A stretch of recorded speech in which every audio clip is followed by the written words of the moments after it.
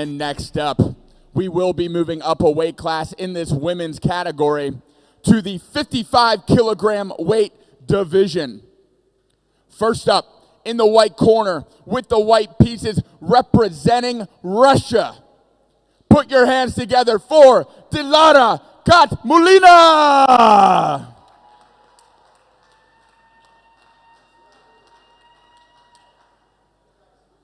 And her opponent, also representing Russia, in the black corner with the black pieces. Put your hands together for Oksana Komisarova.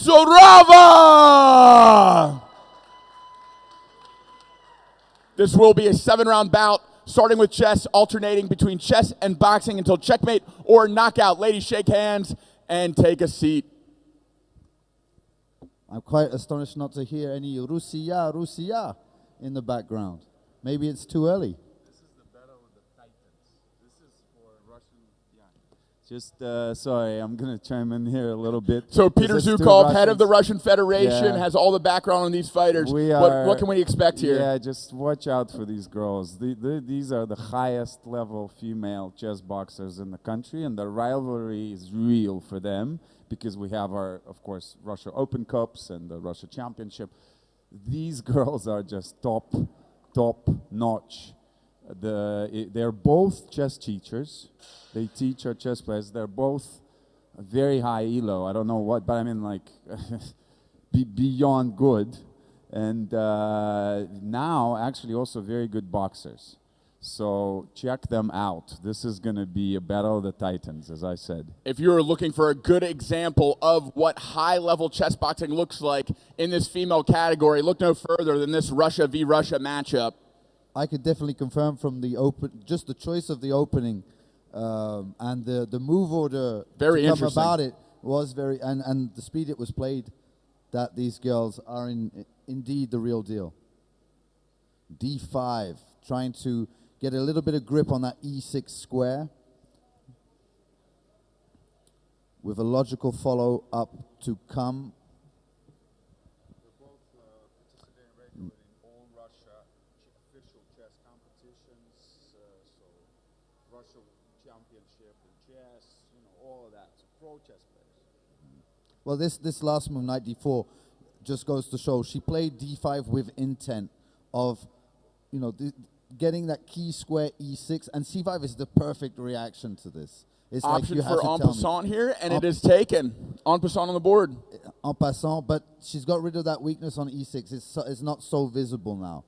And exchanging knights, forcing the d5 square for black, but unfortunately, other things to be taken into consideration. There was a little bit of forgetfulness, I have the impression. Something that probably in her normal practice she wouldn't have done. She is getting, there's always, we were talking about it yesterday, there's always a form of compensation. Even when you blunder a pawn, the time that it took that bishop to go to take it and come back, these are tempos, it's energy. Material is energy. There's always a little something. So white now just wants to consolidate, take a little bit of time to make sure that everything's solid, and then have digested the pawn. Black wants to activate. The basic rule is really easy. It's when you are statically better, you play statically, never dynamically. And when you are statically worse, you have to play dynamically. The problem comes when you try to be dynamic in a static superior position. You're trying to win twice, and that Josef Dorfman will tell you off, to say the least.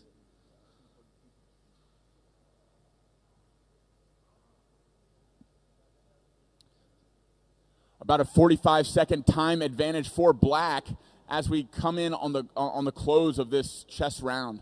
That's quite astonishing, given that white is a pawn up and kind of, I wouldn't say leading the ball, because, as I said, there is compensation in this position. And there's the bell. Now, still about a 45-second advantage for black. And what were you saying about the material and position? Well, white has taken the pawn, but the time it's taking her to go grab it, black has managed to get some dynamics going on.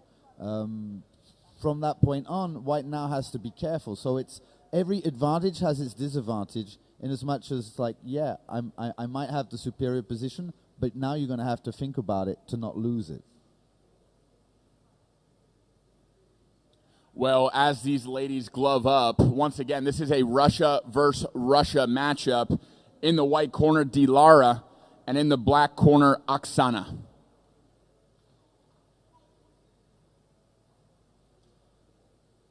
Oksana bouncing up and down, getting psyched up and ready. Our referee in charge, a local Armenian.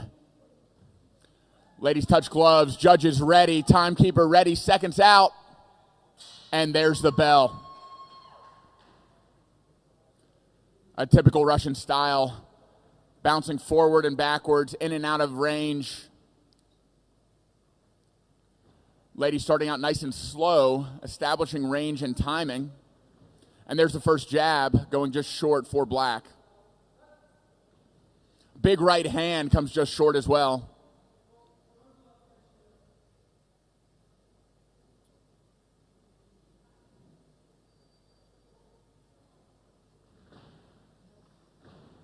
Looks like these ladies have matching shoes. They're probably very best colorful. friends. They're probably best friends. Yeah, right? very I'm colorful. guessing. But not in this round. They are going at it.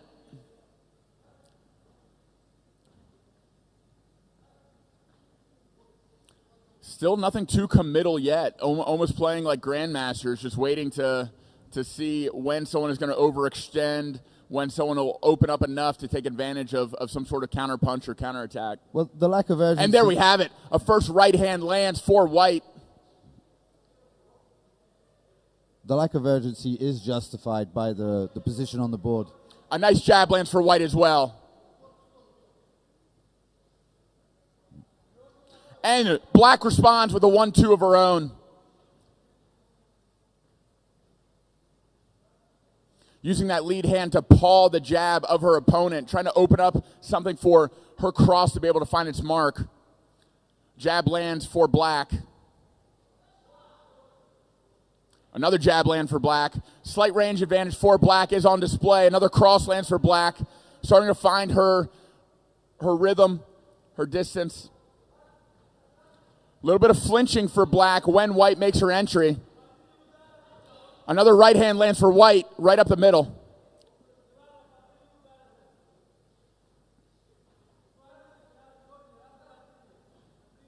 Trade of jabs. A little off balance hook for white. One finds the mark. Jab lands, black pushing white up into the corner.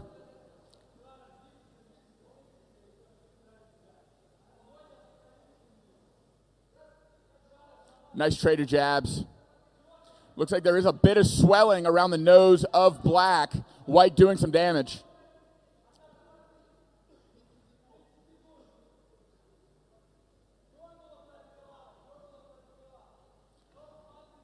Black parrying that attack from white, then pulling down on the back of the head and getting a caution from the referee. 10 seconds left. Big right hand lands for black. Here at the end of the round. Ladies throwing caution to the wind. No defense, all punches. And there's the bell. I like that comeback at the end. Very exciting end of the round. Almost like both were conserving energy up into that final flurry. Both breathing heavy. White the first back towards the board as black still rests on the ropes.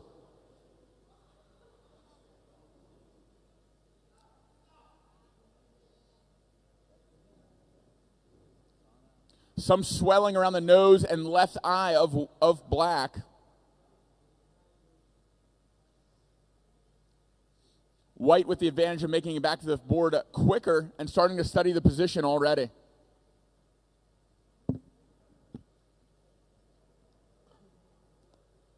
Back to the board, and you notice that both players still have both of their bishops. So we can't talk of a bishop pair advantage, but you see how they're crossing the board, like these axes of communication Just each one is cutting the board in two. And so here black has given away a bishop for the knight. I preferred it to keep up that pressure, that tension, and just build on it.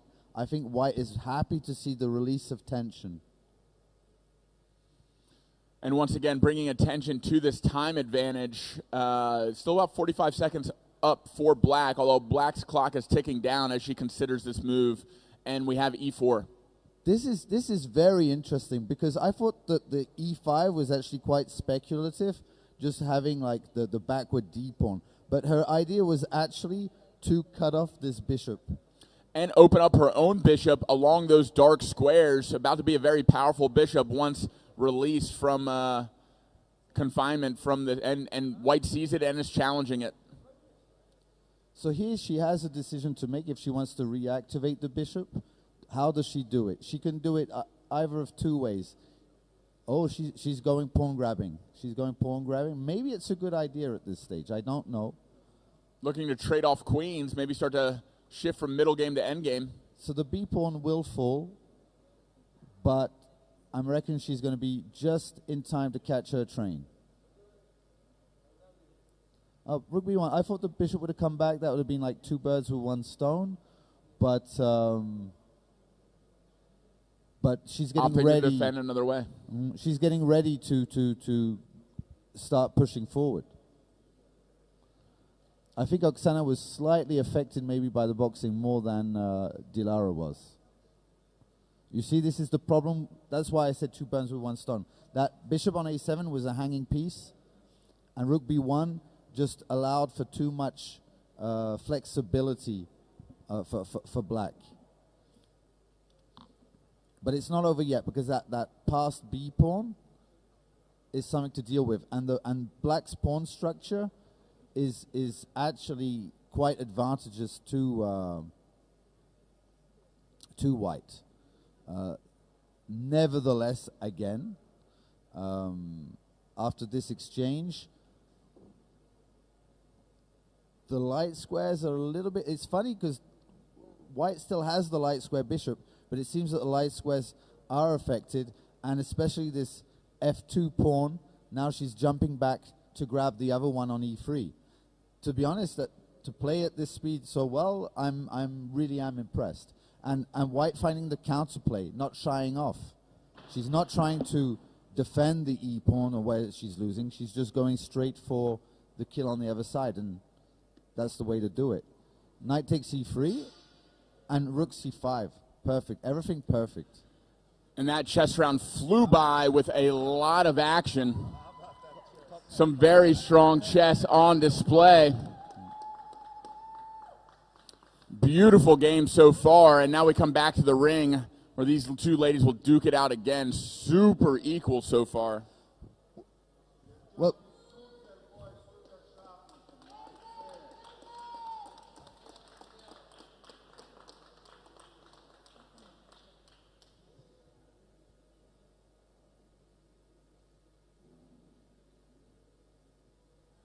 referee checking safety gear again. Coming to the end of this transition round, both psyching themselves up, getting ready, judges prepared, timekeeper ready, seconds out. There's the bell.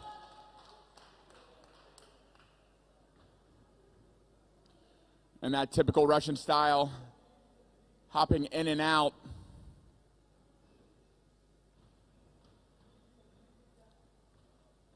Nice right to the body lands, a little bit low. Counter cross coming just short. Black trying to establish her jab and distance again. A nice jab lands.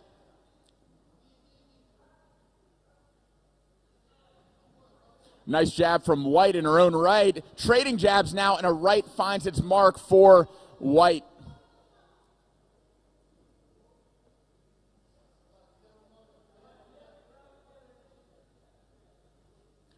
A nice cross lands for black. Trying to use that lead hand as a pawing parry. White using it to enter, black defending well.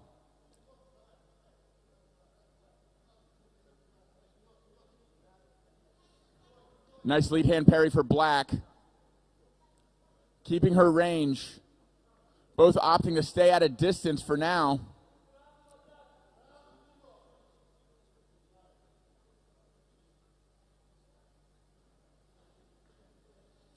Really liking to use that lead hand parry, but that does leave an opening when she parries.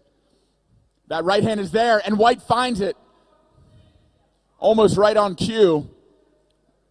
Cross hand parry leaves you vulnerable for that right hand coming through.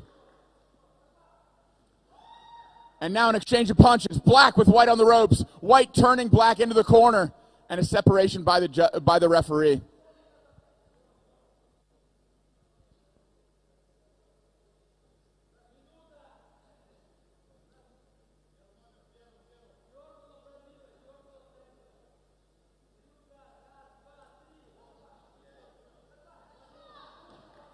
And a flurry of punches as Black drives White back into the corner. Another separation by our Armenian referee.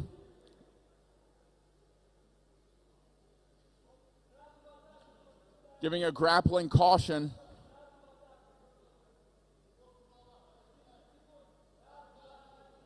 Getting tangled up. Holding and striking not allowed. That's the second warning.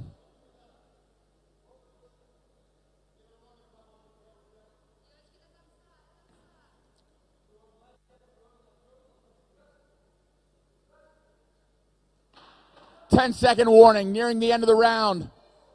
Will we see a flurry like the end of the last round? Looks like Black entering, trying to make something happen. White circling, and there's the bell. I mean, it's very interesting even for us, you know, the Russian team, because we don't know really who's better. I mean, they're always in the final in the Russian championship. Nobody, as you can tell by the level of chess, it's very hard to beat them. And also with this solid, you know, boxing, even the good boxers can finish them. So, you know, these are the leaders of the female team. And we are actually quite intrigued and ourselves, you know, the Russian team. Who's better? Really, who's the best? Very equal so far, and we are about to find out in a few short minutes who is coming out on top, at least today. At least today, that's what I was going to say. There are going to be many battles ahead. It's one. I think they're equal right now. I think in their personal bouts, I think they're 1-1. So when I say who's better right now, right? I think they're both great. I don't know who's better, and probably they're... And it's just like boxing at the highest level, chess at the highest level. It really comes down to that day, how you wake up feeling. If you get a lucky break, if you don't, and with that bell, we are back underway. Carl, talk to me. What are you seeing? Well, I'm seeing a defensive rook c2. I think it wasn't immediately necessary. Maybe she could accept the check. The pawn would have got to the 7th rank, and then rook c2. But this is probably just as good. I think the boxing is taking effect, because here you have to be extremely precise. You don't want to take all that much time, and they're both kind of improvising, I think, at the moment. An interesting proposition here for White. It looks like it could move to the 7th rank, pin that rook to the king, and there's the move. My chess nowhere near the level of these ladies, but... And yes, this is the thing. Now, without the rook on the 2nd rank, that knight's a little bit alone, and White is able to reestablish the opponents of that bishop. And it's just going to be this passive protector of pawns. Bad bishops defend good pawns. Well, I mean, that B pawn is the win condition. It is the threat for White, setting up to be able to promote it with that rook c1 move. It could move to c8 and put that rook in a very difficult position, but smartly Black defending that c8 square. And rook c6 trying to take it away from the square.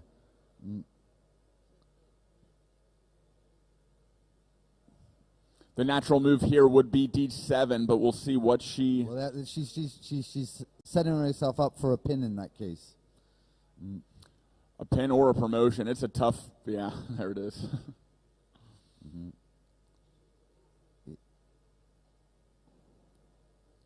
Rook c7, and now the problem is if you defend the knight with the rook, it's not a true defense. The rook would be overloaded. Black taking her time to think here. Both players are well aware of what's happening.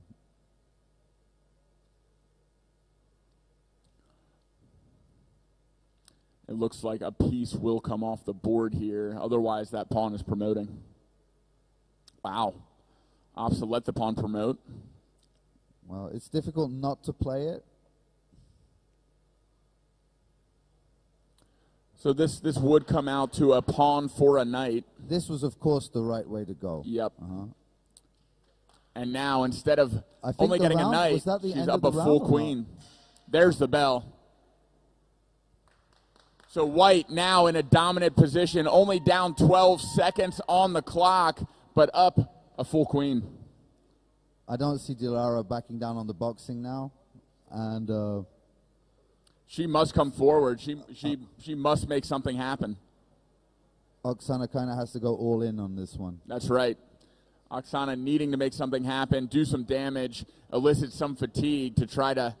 I really don't see a knockout happening given the power that these ladies have displayed so far. There really aren't many big shots being landed, but maybe she's saving it for when she needs it, so we'll find out. Oksana defends very well, here. but yeah, she hasn't been overly aggressive.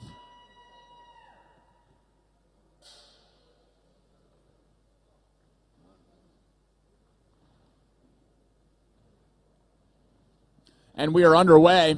Tangled up against the ropes. Black coming forward immediately, knowing what she needs to do. The mission is clear. We need a knockout. Continuing to hop forward. White circling left and right, trying to switch up how Black needs to advance, keeping her off balance. Dilara adapted pretty well to a new defensive role while she's been on the attack for the two first rounds of boxing.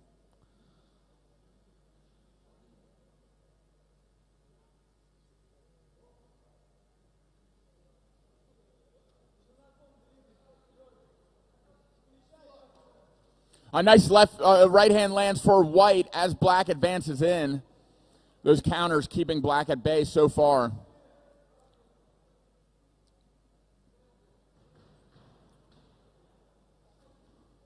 A little inside uppercut in the clinch for Black. Black with a nice jab. Black pushing White up against the ropes. White trying to circle away. Another jab lands for Black. Jabs aren't going to do it, though. She needs a power punch. Well, she's definitely understood the assignment.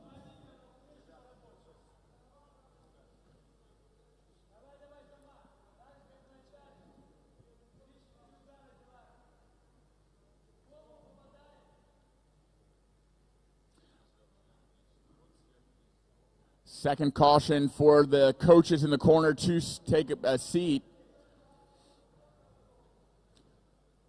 Nice counter, finds the guard of Black. Black coming forward with another uppercut, blocked smartly by White. White continues this circling and evasion, knowing she has a clear advantage on the board, just needs to get back to it.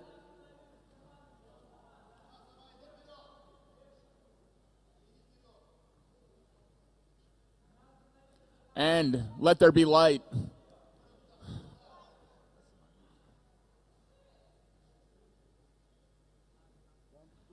Now White coming forward. Maybe tired of retreating. She might try to have an attack of her own. Keeping that high guard up. Looks like Black is a bit gassed. A big right hand lands for White. It is exhausting, constantly having to chase your opponent, knowing that she doesn't have to do anything. Another jab lands for Black. Good same side parry for White. White tangling up Black. 10 seconds to go. Black hearing that, knowing this is it. She needs another big shot now or never. But there's the bell. And back to the board we go for the final chess round, where White has a massive advantage. A breath of relief from White as her gloves come off. Her corner very happy.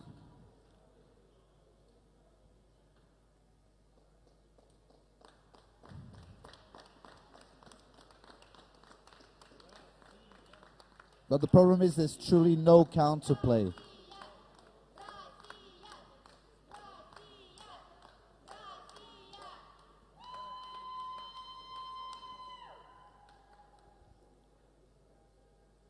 There's still some kind of technical phase. You still have to kind of get through. But in a minute 20, honestly, the fact that you have to think about it does some kind of...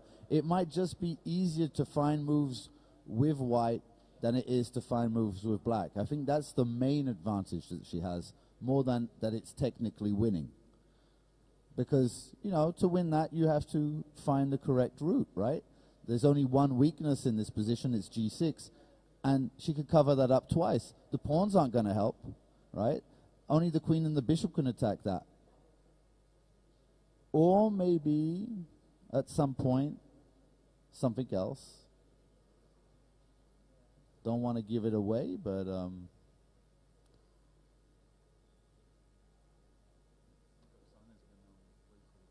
she's playing for the timer. She's absolutely correct. I mean, there is a winning plan, but you're going to have to think about it.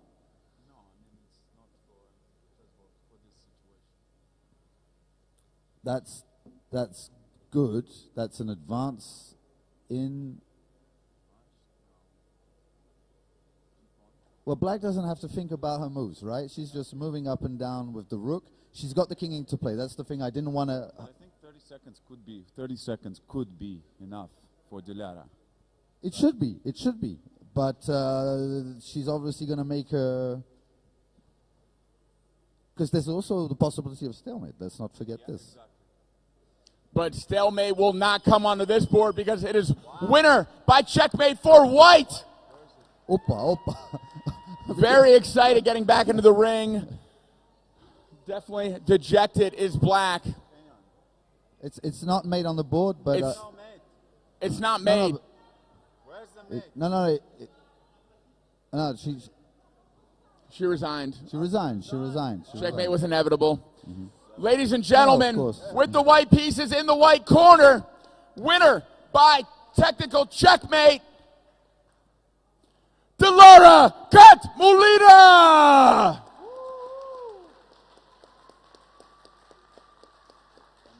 It's not a Russian flag, it's a flag of Bashkiria, which is a republic in the center of Russia, and which they're very proud republics within Russia, of course, with their own language, their own traditions, and their own symbols. So This is where Ilsur is from. Yes. I remember that flag from last year. exactly, Ilsur, they have a very, very strong chess school in Bashkiria, and some good boxers as well. Hello to Ilsur, who couldn't make it. He's got some health problems, unfortunately, but he's coming back. I mean, he was joined our boot camp. I think Ilsur, honestly, it's my opinion. I'm biased, of course, but I think he's in the top 3 in the world, pound for pound, chess boxers. He's just so strong in chess and in boxing, and he's a world champion, right? He's a 2 times world champion, never been defeated in the international arena, if I'm not mistaken. I don't think he ever lost. No, I agree with I sign every word, as Joseph Dorfman used to say.